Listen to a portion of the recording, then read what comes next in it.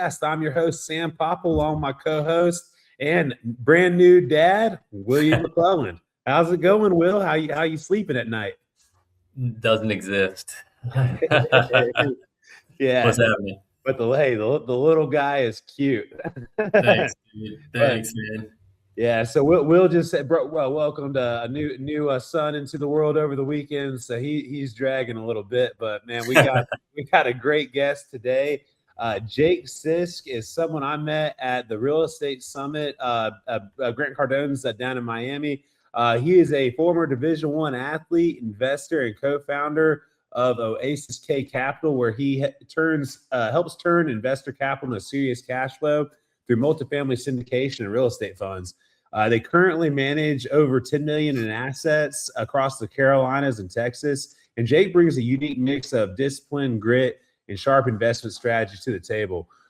He's able to break down how he built his portfolio, what it takes to scale with investors, and what newer syndicators can learn from his approach to raising capital and structuring deals. Whether you're looking to grow your passive income, raise money for your next deal, or just hear how an elite athlete translated his mindset to the real estate game, this one's packed with gold. So welcome to the show, Jake. I appreciate you guys having me on. I feel super blessed to be here, and I've been on a little bit of a podcast tour recently, so this is I feel blessed to be on this next stop on the tour I'm doing here. Dude, love it, man. Love it. So you're a natural. You'll make it happen because sometimes people are like, oh, it's going live. I don't know. So right. Well, and Will, I saw this guy get a shout out from Grant Cardone in a room full of real estate investors. So I mean, that's like, pretty sick. it was a pretty solid endorsement, and I was like, all right. As soon as I saw the guy stand up, I'm like, I got to go over there and get Jake's contact info so we can line this up. So I'm thankful for you, man. Glad we could get you on the show and can start learning from you. No, I appreciate it, and Grant's shout out back to Grant. He's been a great mentor and just really has given back and poured into me a lot since I got started in space when I was 20 years old, and I just feel grateful for the core mentors that have got me to where I am today, and I really wouldn't be here without people like Grant. So, no, that's awesome. That's a great way to start. I think maybe if you want to give us a quick little 30-second elevator pitch, and then also how Grant, got how you got a shout out from Grant, right? Like all encompassing, because that's pretty sick. Yeah. So my elevator pitch on how I met Grant and how I got connected, or on our business. Both. Yeah, elevator pitch on the business, and then how you got connected with Grant. Yeah. So what we do is we either syndicate or we start real estate funds, single asset funds from scratch. We build them. They're almost like mini evergreen funds. So we find a certain deal metric that our investors know, like, and trust. And we say, hey, this is what we're looking to do in these markets. And if anyone's interested, we could start doing soft commits. If we do a 506C, so we're accredited investors only. My partner, Matthew Tyfee, does non-accredited with his company, TR3, and 506Bs. And we will either do a joint venture, syndication, or put funds together, depending on the deal. We're entrepreneurs first. We'd like to be really, really creative. And we buy Class B, Class C product in Texas and North Carolina. And you really can't beat our returns. Like, we're not buying Class A product, so we're playing a different game. We are heavy on investors that are looking for tax appreciation, write-offs, and any capacities. We do cost seg on all of our properties. We do minimum 6 to 8, sometimes 10 plus returns if we're in a more tertiary market. And our play is just to refinance and get people their money back. And we're playing a little bit of a different game in some of these institutions because someone's got to buy it, and we're very good at it. So that's awesome. And then now link us back to how you got connected with Grant.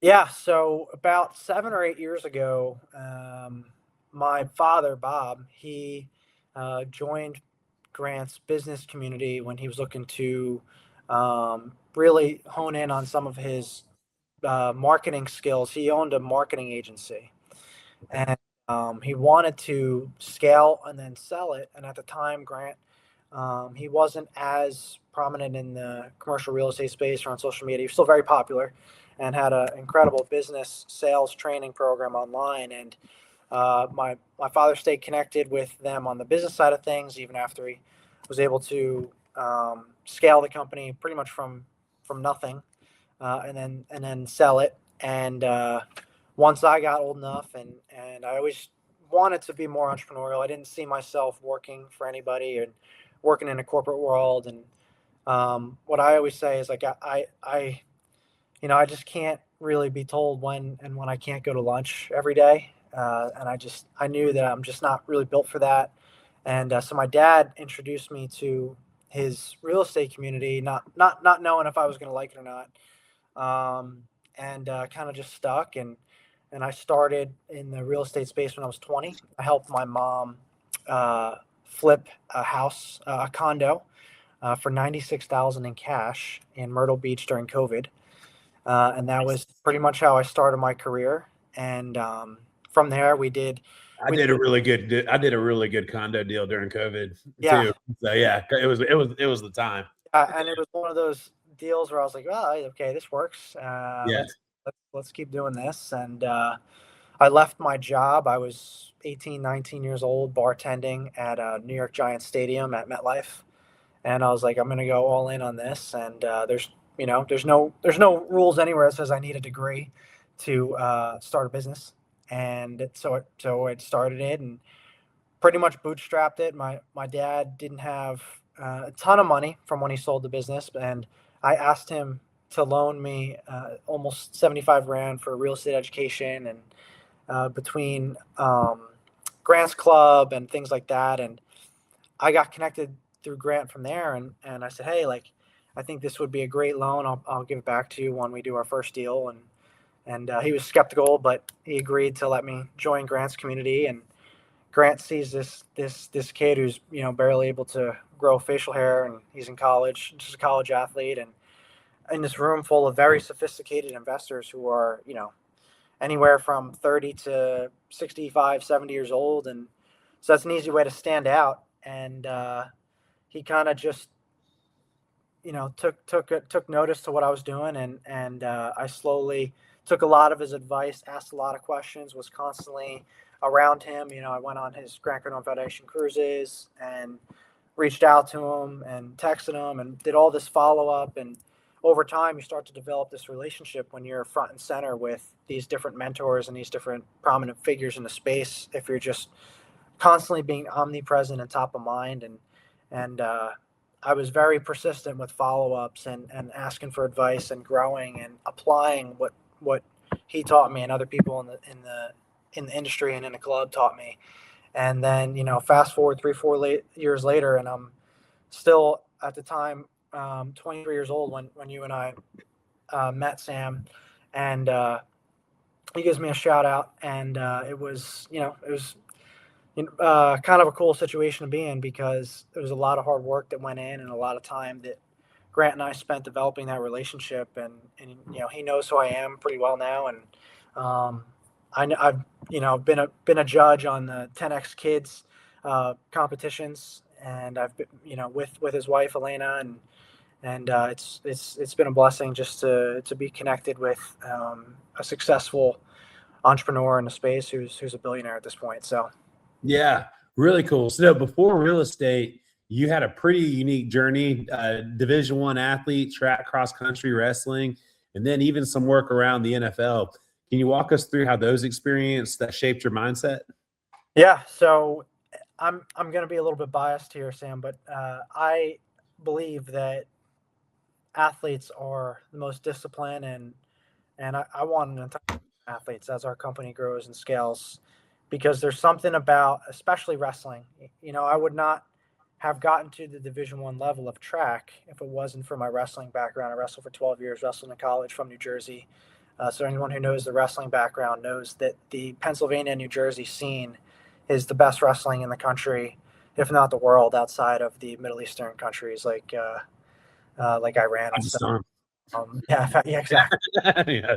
So when you're surrounded by athletes that are putting their bodies through not only physical limits, but it's a mental game in wrestling because you're constantly cutting weight, and you have to make weight, and you have to gain weight and cut weight, and it's just another layer that gets added to what you have to do, and it creates this level of discipline that really can't be matched. And it's why I when I transferred to Liberty University to run for them Division One, I stopped wrestling because at that level it's very hard to do both.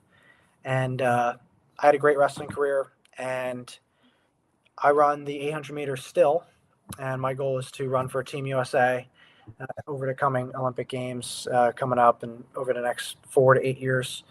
And what we really prioritize is like this is the 800 meters is the toughest race in track and field. It's the longest sprint. It hurts the whole time, and that's my event. And I can, in my opinion, handle it because once you've wrestled, everything else becomes a little bit easier. And I always say, how you do anything is how you do everything. So it doesn't shut off when I go into the business world and when I go into life and when I am diligent with who's what my relationships are like, who's around me, and that carries over into everything I do. I don't think it's possible to shut it off. So I just I'm in a position where how diligent and how intentional we are in the business world comes from what I'm doing off the track. Like we train 6 to 8 a.m., 6 to 9 a.m. in the mornings, and then I'm in the office the rest of the day. I mean, the coolest thing about track and field and a running oriented sport is there's no game film. You don't spend all day watching it. It's you run and then, okay, you have to recover for the next. Allows me to work and give back to the world and be very fruitful with what we're doing. So Talking about being fruitful, you're the co-founder of Oasis K Capital with over 10 million in assets. And just for the listeners, let everybody know how old you are again. I turned 24 this winter, so yeah. Incredible. Yeah, no, I mean that's insane. Getting shout outs from, you know, gurus, major leaders in the space, and you're just, like you said, extremely diligent, D1 athlete. It translates directly into business. I was a D1 athlete as well, so everything that you were saying correlates directly with me. I feel the same way. I think there is a point where you have to be extremely disciplined, and there's a reason when you get into high pressure sales and, you know, really involved sales roles, they're always recruiting from D1 athletes. There's like a headhunter that's going to look, you know, if you're not going to the pro level, but you are still, you know, really high stud, you have a really good place in you know, in the business world. And I think, just like you said, if you can get a whole room full of people, there's a lot of action moving because that's what you're used to, right? It doesn't matter if you're on the mat wrestling, if you're on the track running, or if you're on the field with a team full of people, that energy just kind of bleeds through. So obviously getting to 10 million in assets at 24 is a feat in itself. Focusing in North Carolina and Texas, why specifically those states? And then I know you kind of talked a little bit about getting the intro and kind of taking that loan from your parents to get started. I mean, that's huge in itself, because obviously that's a great return they have already had. Like any business that you can get your return in 3 to 5 years is a win, but you just like shot up way 75 to 10 million is big time. Yeah. Yeah. So it's a funny story because I've gotten some feedback that, and this is, you know, I feel very blessed because a lot of people's parents don't have that, and growing up we didn't have that. Like when I was a kid, like it was my parents got divorced when I was younger, and my dad's business wasn't at the position it was at when I got older, and I couldn't ask them for 25,000 when I was younger, and I think that the timing of it was incredible because my dad had just sold the business at the time when I was at the age where I was like, hey, like this could be something I am interested in, and a lot of people's parents don't have that. But even if, you know, I just happened to go to my dad first because he just sold it. I was striking while it was hot, and Have to. because because I know like if I waited 5 or 6 years, you'd be like, oh no, it's invested somewhere. So I would have just went to someone else. Like it's not that you have to have a wealthy uncle or your parents to go to. I mean, you can go and join free real estate clubs and just build relationships with people for 3, 6, 9, 12 months, like for a year. Like there is truly no capacity or limitation to being successful in this space, especially as someone who didn't come from money growing up. It's a great opportunity now to kind of compound that and then continue to grow and scale now that we actually have traction under us. And you can be attached to these different groups and find mentors and find different loans. And there's small business loans that have 0% down. Like there's so many ways to be creative. And I see so many young people or maybe not young people that just want to transition to real estate, that they limit their belief that you have to have a ton of money to get started. Do you have to have something? Of course, but it doesn't truly have to be that much of your own. I mean, you get someone, a mentor, a grandmother, a grandparent, somebody from the real estate space that shows that you work really hard, you're diligent, you learn, you apply what's being taught to you. I mean, there's truly no limitation on where you can get money from. You can go to a local bank. If you have a house, you could use that as collateral, pull out cash, pull out equity, refinance. I mean, I can go on for days about how to find 75 grand, but I just, I feel like I had to mention that on my soapbox here, that no matter who gives you the money, like there's no judgment. It's what you do with that. Oh And, no, that's what I'm saying. Like yep, $75,000 investment to 10 million in assets is like yep, that's incredible. You really it didn't matter who. If it was the bank, you'd be their number one customer, right? It doesn't exactly. matter who it is. It's like wow, you took that opportunity and literally, pun intended, you ran with it. Right. You know Yep. what I mean? Exactly. So I just encourage anyone who's listening here that if you're just getting started, I mean, not everyone may already have established portfolios, that just be creative and find ways to be successful, and don't let the barrier stop you, financial barrier stop you from that. Yeah, no, definitely. And what you said about having people just go to meetups and get to know people and stuff, that's great advice, because if you go to those meetups consistently and people see you working, and as long as you're not trying to be greedy, people will work with you. I've definitely have seen that as well. Now, on your LinkedIn bio, it says you specialize in turning investors' cash into cash flow through syndications and funds. Can you break down how that process works for those that are unfamiliar with maybe syndications or funds? Yeah. So how we structure our funds, like I mentioned before, we're a value add product. We buy from this.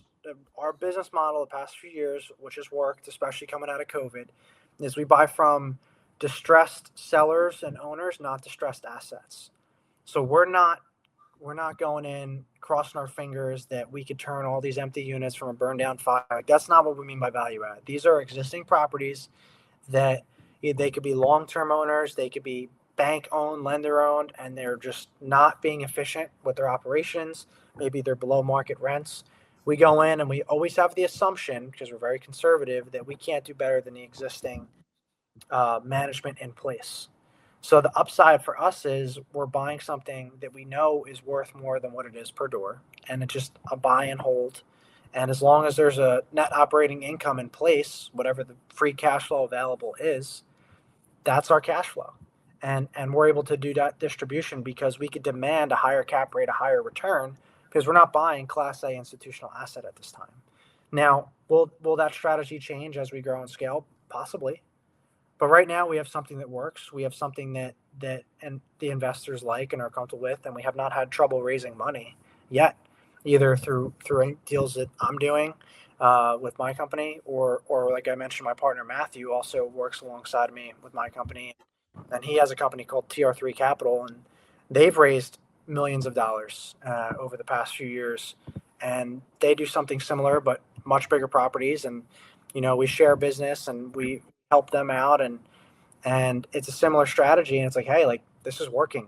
Matt and myself have not had trouble raising money for all of our value add deals the past couple of years, and Matt's got a couple of great partners, and it's a great partnership that Matt and I have here. So that's what we do.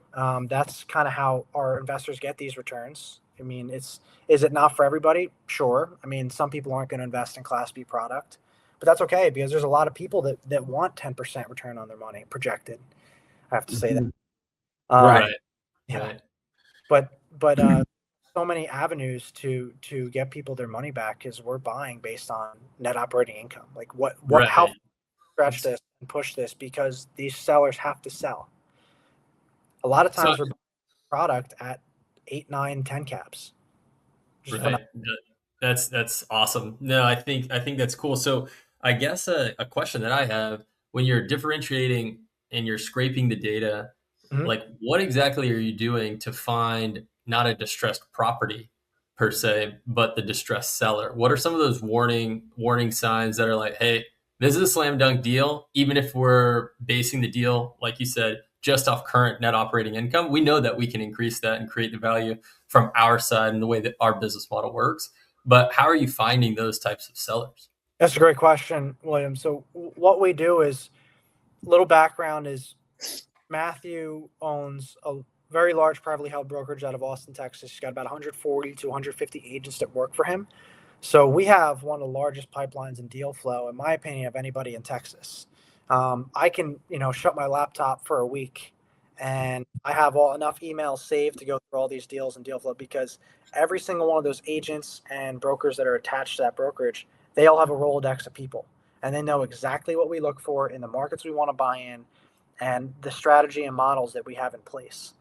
So if we have all these people looking, scraping, and being top of mind for us and sending them deals, and I'm doing a lot of the underwriting, a lot of the numbers, I'm like, okay, cool. This is going to be unlimited deal flow coming into us.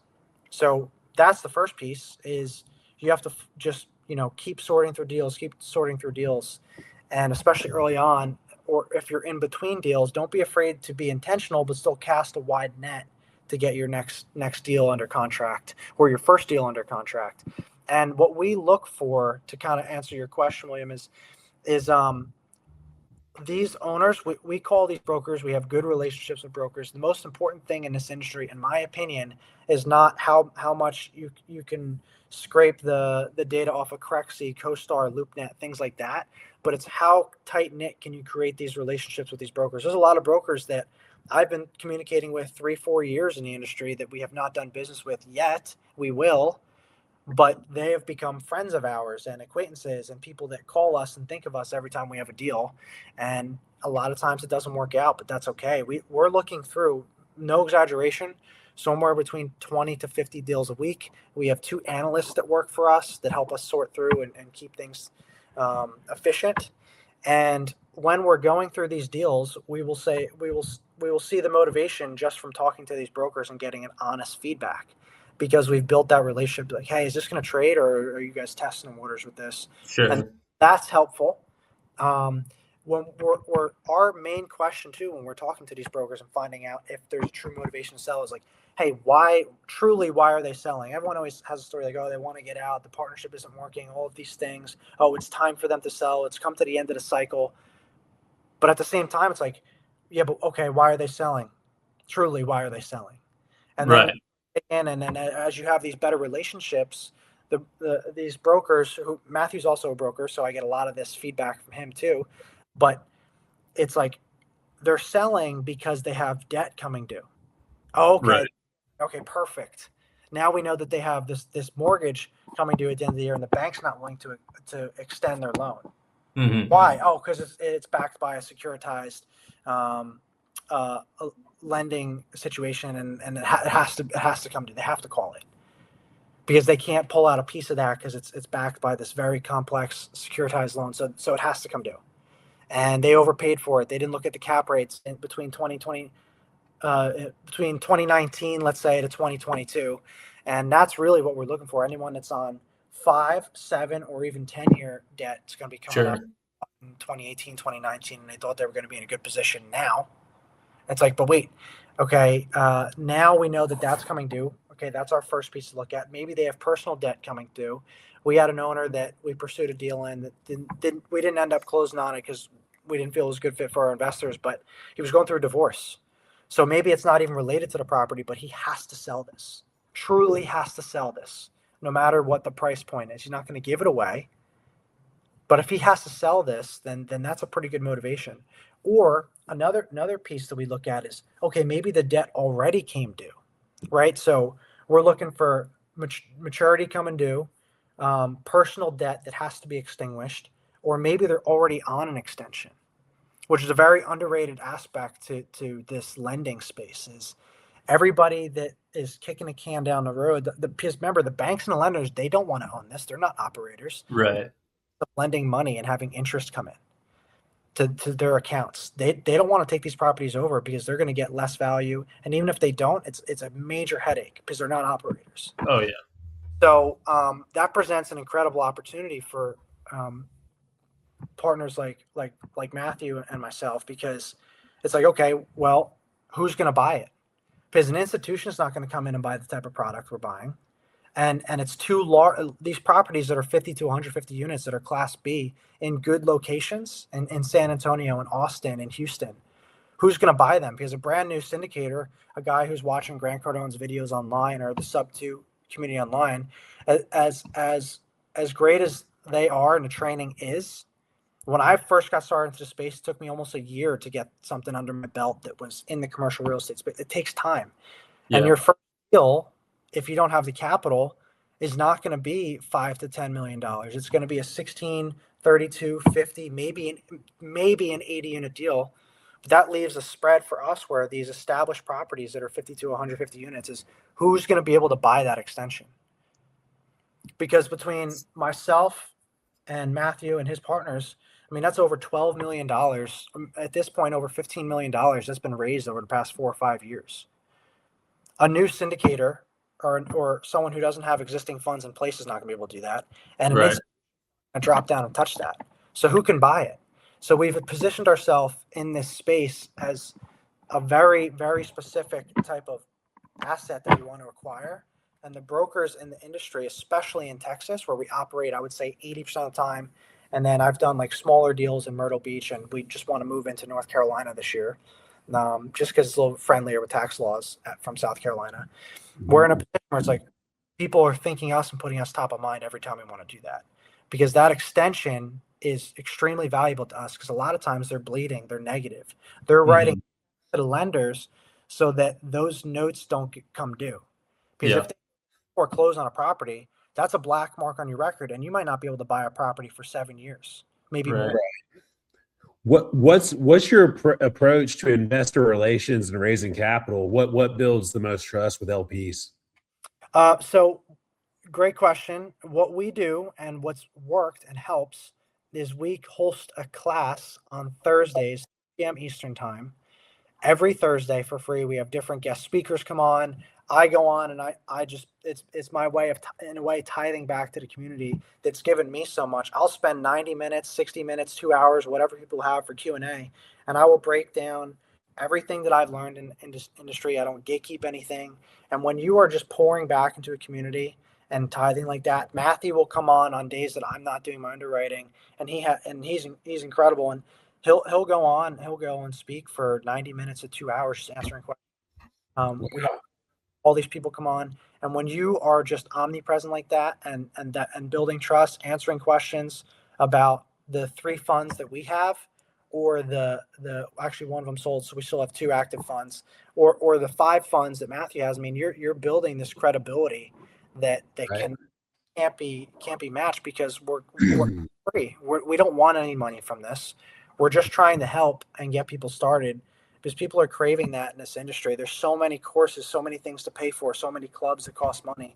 It's like, okay, well, what if we just spent, 5 to 8 hours a month just pouring everything we have into this Thursday class? And it's a big community. We have over 800 people in it now.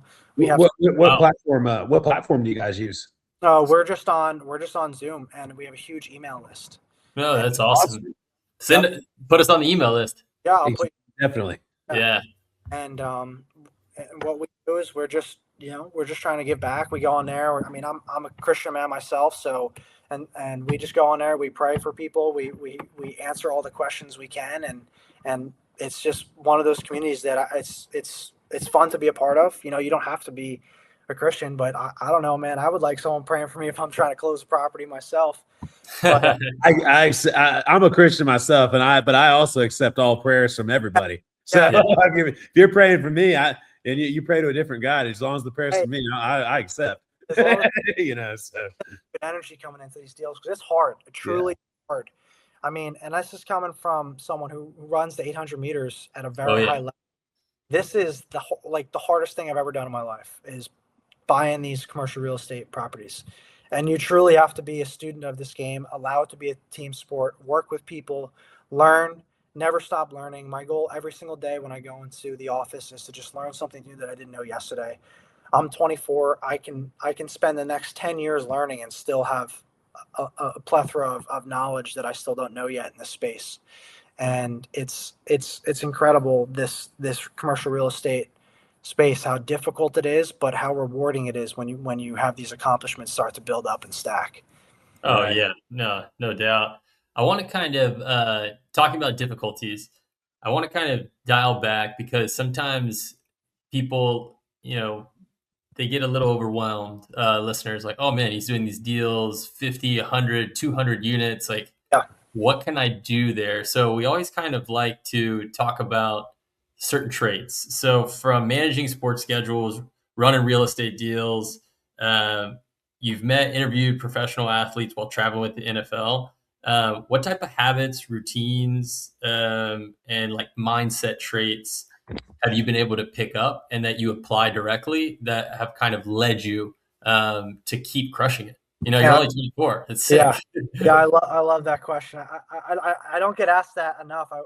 I everything is usually about the portfolio and Right. that the habits allows this to even be possible, right? Exactly. Coming from another athlete, that's why I really wanted to ask this question, because when you're listening, it's like, man, he's crushing it, but I don't even know where to start to get there. But what people don't understand is those daily habits, kind of how you start the former part of the call. You started about, you want your team to be full of athletes. That all starts with discipline. Like if you're at the top level. So I'm really eager. I didn't mean to butt in, but I'm really eager to hear your answer. Great. So I will share, I think the easiest way for this to be digestible for the audience is I'm going to just share it in three. I'll just give three pieces of like routine that works for me that I feel everybody should implement in some capacity and make it their own, right? Everybody's individual and things will work for them or not. But for me, I limit distractions intensely because I can't work out and train at a high level with a lot of great, incredible athletes around me that are even better than myself from 6 to 9 a.m. if I'm not getting the proper amount of sleep. Like truly very underrated. And I actually have a little bit of a bone to pick with a lot of the business gurus in the space. Like, and you only need 4 or 5 hours. Can you function? Of course you can function. I did it in high school. I got 4, 5, 6 hours of sleep. And this may not be feasible for everybody, but I get 9 hours of sleep, non-negotiable every night, no matter what. So we're doing a night podcast right now. I try to be in bed between 8 or 9 p.m. so I can get up for 5 or 6 a.m. for practice. Thankfully, Wednesdays I don't have practice till 7. I go in. I don't have to lift. So no problem. I will get 9 hours, pretty much no matter what. And if that's not feasible, my take is if you're not getting 7 to 8 hours of sleep, you're doing yourself a disservice. And I'll give a great example to why I feel so strongly about it. Think of our bodies as, and you don't have to be an athlete for this. This is just purely recovery for the brain, for the mind, from sitting in your chairs all day. If you work in the corporate world, if you're a truck driver sitting in a car or in a truck all day, when you go to sleep, it's like plugging in your phone at night and it's recharging. If you're not plugging in that phone, that's your equivalent of sleep. If that phone isn't getting the ability to actually recharge its battery, you're going to be operating at 30, 40%, and you're going to run out of energy, or you're going to have to conserve that so you don't run out of energy throughout the day. And maybe you stack that for months or weeks at a time. But long term, like we're playing this is commercial real estate. We're playing the long game. So everything you do has to be habits that stack and compound. And if you're not on top of your health, on top of your sleep habits, I have two mentors. One of them, I will say this, one of them is Grant, that says this, but I have two good mentors that won't hire people. Maybe they can't say it. Maybe not legally. They won't say it like that, but they don't want to be surrounded or work with people that don't take care of their health because it's discipline. Yeah. And not to offend anyone, but truly, like, it starts, how you do anything is how you do everything, is my belief. Like how I mentioned, discipline doesn't shut off when we step off of the track or step off of the wrestling mat. So we're in a position with our company where the people around us are disciplined outside of the company. The analysts that work for me are either former athletes, or they're constantly in the gym, or they're taking care of themselves and they're showing themselves that respect, because that translates to growth in business. And you can sustain, but you could be limiting yourself. You have no idea how much value you can add if you have the right sleep, right diet, those things tapped in. So that's like the big thing for me. Like I'm very diligent with that, and I talk about it on my LinkedIn. Like I plug stuff all the time on my LinkedIn, like some of my running stuff, some just mindset advice I have. So that's the first piece. Kind of a long answer, but the second one is who we're surrounded by and want to do repeat business with is not just who's fun, who we like, but it's who's gonna get things done with us. Like, I'm sure a lot of the listeners here, and you guys as well, have heard that who the 5 people you surround yourself with is who you become most like. And honestly, it's true. Like, I want to be surrounded by the best investment sales brokers. I want to be surrounded by the best capital raisers, the best investors, the best groups that are going to all allow us to bring this frequency together to vibrate at that level. And so I'm very intentional with who's in our inner circle, who we work with, who we partner with, because we do joint ventures as well. And I think that's the second piece. So it's like, what are you doing to show your own self-respect? And that's sleeping, that's diet, that's everything. The second piece is who's around you. And then the third one is I'm a big reader. Like, I try to limit those, like I mentioned, I limit distractions. So I have a 6-minute timer. I have 2 phones. I have 2 phones. I have a work phone and a personal phone. So I could shut it off, like, if it gets too crazy. For my personal phone, like, no one has that number. I got my parents, a couple friends, my track coach, my girlfriend. That's it. And then everyone else goes on the work phone, and on one day a week, I shut it off. Like, no distractions. I have a 6-minute timer on my social medias, on my personal phone. So for everyone who finds themselves on Facebook all day or TikTok too long, it's meant to be addictive. So you have to be able to control your time and not only control your time, but you can not be on social media, but you could procrastinate and not be productive. So what I'm doing outside of that, the third piece, is I'm replacing that with productive dopamine hits, I like to call it. So last year my goal was to read 50 books in 2025. I read 51. Nice. I heard that CEOs and people at the highest level, they read that many books, especially when they were younger. And I'm doing the same goal again this year in 2026. Right now I'm at 2, so a little behind schedule, but I'll make up ground. So those are the 3 things. It's like, what are you doing to buy back your time, and then replace it with something that's bringing you value, education, making you a better husband or wife or business partner or investor. And the more you're learning, whenever you stop learning, stop reading, stop allowing that muscle in your mind to be worked, you'll become very soft. And those are like the three things that I do that I find to be very valuable. So just to recap, if anyone's listening, I'm very. Oh, we're listening. I'm Yeah. writing notes. Yeah. Yeah. I'm not letting anything sacrifice my sleep schedule. Even if you got young kids, like take a nap throughout the day. I mean, there's always ways. Like where there's a will, there's a way to do things. And that's the first piece. I mean, you got to know who's around you, and you got to be able to buy back your time in the right way and replace it with fruitful things as well. Because you could limit actions, but that doesn't mean take twice as long on a productive task. Right. Sure. No, I think that's critical too. So what's the most valuable lesson you've learned so far about building a scalable portfolio?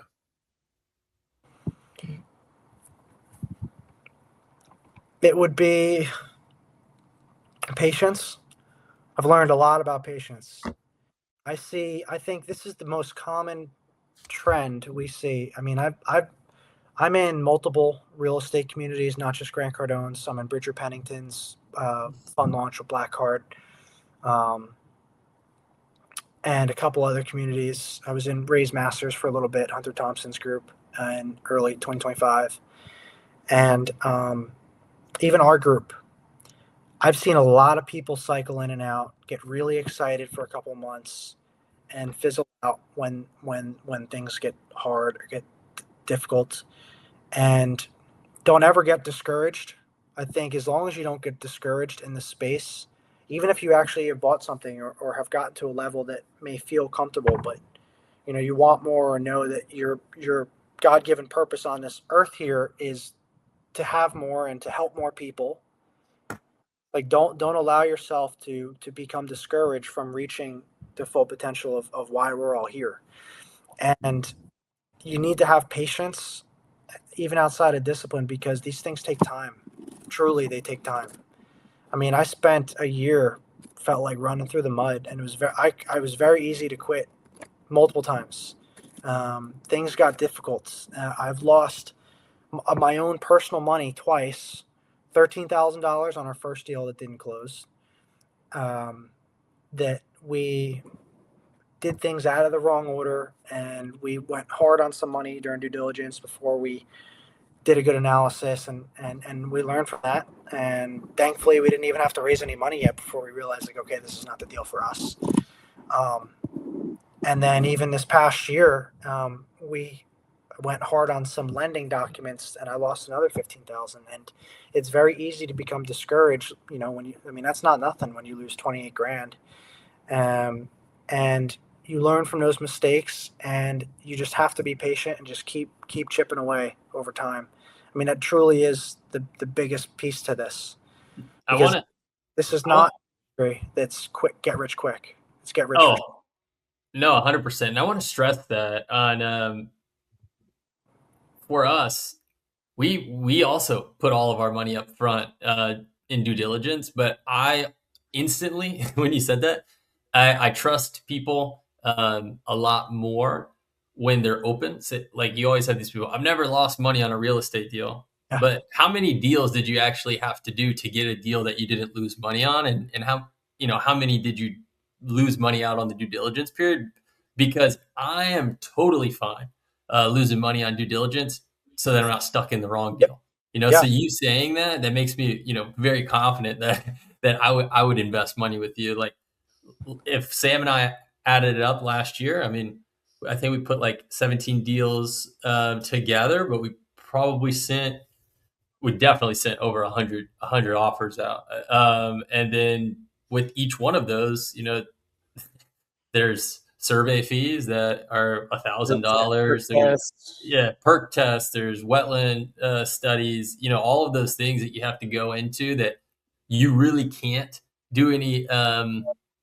I mean, you can try to mitigate some of those things in a due diligence period without paying something, but to get the for sure answer if this is the deal or not to move forward, you have to pay that. Well, and I think especially in my case, Will, since you and I are building from ground up on a lot of our deals, so like we got a lot of stuff. That's actually a lot of the ways we work with our investors is we use all of our money doing the due diligence, and then don't put them in it until we figured out it's a clear cut money home run. Yeah, really, honestly, once we have permits and we've already poured a slab, and it's actually turnkey, because I don't ever want to be in a position where it's like, oh, you use my money for due diligence and then you never Right. close on the deal, and it's like no, that's we wait till we have permits before we put an investor on a deal because that way, I mean, and actually the way we explain it is like this way, we're actually putting you in a deal we already know secure, and then we're taking our money back out to go put it in some unsecured deals.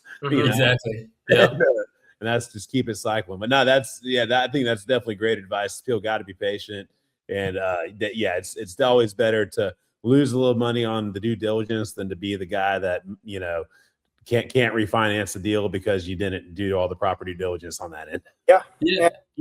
It's my deal. It's my money. It's not a big deal. I would be more skeptical if someone said they've never made a mistake. Right. Yeah. No, that's why I wanted to stress that. Like Sam and I, it was only a couple months ago, we had this deal that we thought for sure it was going to be, it's perfect. We did everything, went to the county, looked like we were going to get multiple duplexes on this one lot. Everything was good. We took the GIS, county approved it. We were going to be able to split it and get two duplexes. We're like, this is a deal. There was a little bit of wetlands, but we got an engineered sketch. Everything wasn't even going to be close to it. But we were like, you know what? Let's get the perk test. See how much backfill we're going to have to do, and let's just do the wetland study. Like, you're going to have to do it because it's just on the corner, but let's do it in our due diligence period. Spent about $1,100. The part of the that was on the GIS that was labeled wetlands didn't even populate when the actual wetland study came back. I think that was the only dry spot. That was the only dry spot. It was like the county had flipped the information. The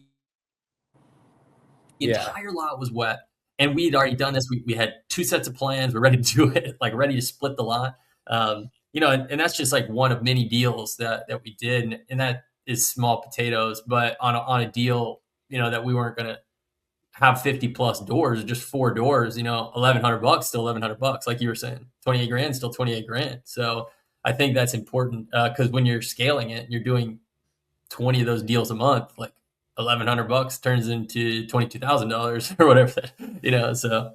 Yeah. 100%. But I always like to ask this question to kind of wrap things up because it's always a fun way to see what you think would be the best advice if someone wanted to do what you're doing right now, but was just getting started. In the syndications and raising capital specifically. Yeah. Here's what I will say, and I hate to give an answer like this, but I do feel strongly about it. Do not do what I did to get started. I think I made it a lot more difficult on myself than I needed to. And what I mean by that is I left my job, my W-2. I haven't had a W-2 in 3 or 4 years, basically since I started working full time for my company. And I made that really, really hard on myself because I had no income coming in other than either if we were not doing a flip, and we only did a couple early on. And we had student housing for Rutgers University in New Jersey, where I'm from originally. And that was good income. I was making, I was 22 years old, 21, 22 years old, making $3,000 to $4,000 a month passive income. I'm like, that's pretty good.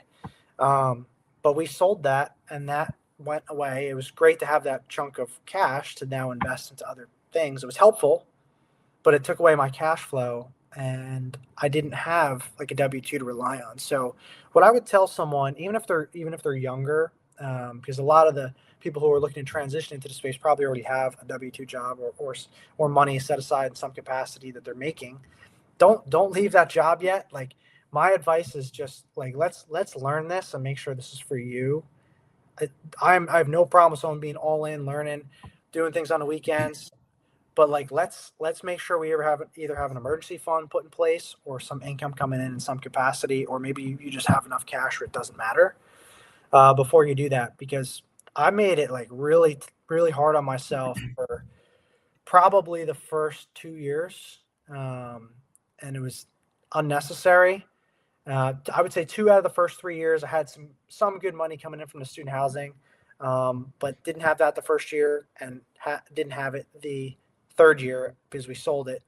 And now I'm in a better position where we have some RV parks. We have a couple RV parks. We have an apartment complex in Houston that I'm a majority owner, and it's bringing in good cash flow. It's like, yeah, this is perfect now. So I would say that would be my best piece of advice is like, let's just, don't leave that completely. You can go until you buy the cash flow assets. That's Right. what I'm hearing. Yep, that apartment and that RV park. Yes, let yourself like transition cash flow out. So like, don't just remove the whole salary. Like, let's buy something and maybe cut our hours in half, or maybe leave that job and take something less intense if we need to pay the bills still. That would be my suggestion. Just do this as a team. Don't try and do this alone. Yeah. Yeah. I love that. No, I definitely agree, and that's one of the reasons I think Will and I got together is it's so much easier for us to knock some stuff out when one person's got a busy day, the other person kind of go pick it up, and vice versa. Man, I definitely want to have you back on the show because I actually skipped out on some of the RV questions I had, which I really wanted to ask some of those, but I didn't want to get too bogged down on some side quests. Because Will and I definitely have been interested in RV parks and everything before. And hear you talk about the cash flows, bringing up why I'm intrigued. But we got to wrap it up at some point. So let's do an RV park episode. How's that sound? Yeah, dude, that sounds perfect. Definitely. Yeah, we'll definitely circle back and plan one with you. But before we wrap up, what's next for you and Oasis K Capital? What any exciting projects on the horizon? I know you got a deal at the closing table right now that you got a couple last minute details to work out on. Yeah. I'll on that RV park episode, I'll share what happens in the 48 hours leading up to closings. If anyone thinks due diligence is difficult, wait till you guys get the closing tables. For sure. I would say what we have this year. This deal is obviously already raised for. This is the first time that we've been in between deals in a long time, probably 2 years. We are going to buy, and I'm putting this out into the universe now and speaking into existence. We are going to buy 4 properties this year. We have a few that are ready that we have not put out into the market yet. We're still working on getting those single asset funds put together. What our goal is this year is to do more joint ventures with people where we all own together. Go to 1 or 2 people for equity partners, and those equity partners can be completely hands off. And you don't have to be an LP. You can take advantage of what we're taking advantage of as general partners in these deals, and that's all the tax benefits, all of the proceeds from when we sell, refinances. And I think that's an underrated aspect to being a limited partner versus actually owning as a GP. And what we found worked for us in 25 is this joint venture structure. It's like, hey, like, I still want to be hands off, but I can be an equity partner in a joint venture, or I can bring a fund of funds in as an equity partner in a joint venture, which is also pretty cool. And that's our goal this year is we want to have 4 different joint ventures and just skip the whole syndication thing, and just make it easier and more fruitful for everybody involved. And some of those deals coming out are going to be opportunities to be equity partners with Matt and myself. Matt owns 1,100 units with TR3. We have another $10 million on top of what Matt owns. So there's about $170 million of experience in that Texas market that we're going to be buying in heavy this year. That's sick. Wow. That's sick. Yep. Cool, man. Where can people reach out and get in touch with you if they want to invest in some of your deals or learn more about what you have going on, or like I said, just to get in touch and, like I said, get involved with Oasis K Capital? Yeah. So my website is oasiskcapital.com, but my main point of contact. We do have you could fill out a way to connect us on there, but my main point of contact is LinkedIn. connect with me on LinkedIn, message me on LinkedIn. I am like a LinkedIn warrior. I'm on there every day. My goal for LinkedIn warrior. I love it. 6 is to go from 13 or 1400 followers up to 12,000 and become a top contributor in the commercial real estate space. And I can only do that by being active on there and answering people's questions. So I'm on there every day, putting content out, sharing our journey, sharing my journey as a young entrepreneur in the space.